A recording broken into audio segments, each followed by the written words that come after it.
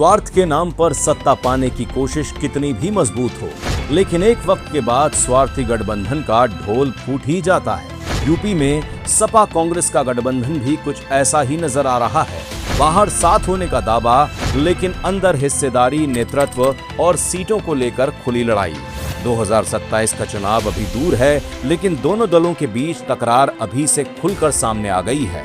हाल ही में दिशा की बैठक में कांग्रेस सांसद इमरान मसूद और सपा विधायक आशू मलिक के बीच हुई तीखी बहस ने इस कलह को और सामने ला दिया। नहीं, आप चेयर से अनुमति लेकर, आप चेयर से अनुमति लेकर के पूछें। और बात सिर्फ एक बैठक तक सीमित नहीं है। कांग्रेस के नए नवेले यूपी प्रभारी राजेंद्र पाल गौतम पहले ही कह चुके हैं कि कांग्रेस को बराबर की हिस्सेदारी चाहिए और इससे कम पर कोई बात नहीं होगी। बराबर का सम्मान और बराबर की भागीदारी, हिस्सेदारी चाहिए, इससे कम पे कोई बात हम समझौता नहीं करेंगे। यानी कांग्रेस सीटों के लिए दबाव बना रही है, तो सपा भी कांग्रेस को उसकी हैसियत याद दिलाने में पीछे नहीं है।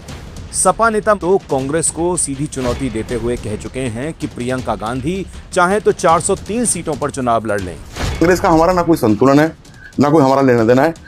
पहाड़ में जाओ, के लिए लड़ो 403 की 3 सीटों पे, हमें कोई जरूरत उनकी नहीं है। यानी कांग्रेस हिस्सेदारी मांग रही है और सपा उसको उसकी औकात दिखा रही है, और इस कंपटीशन में कोई किसी से पीछे नहीं है। हर बार वही गठबंधन कर रहे हैं।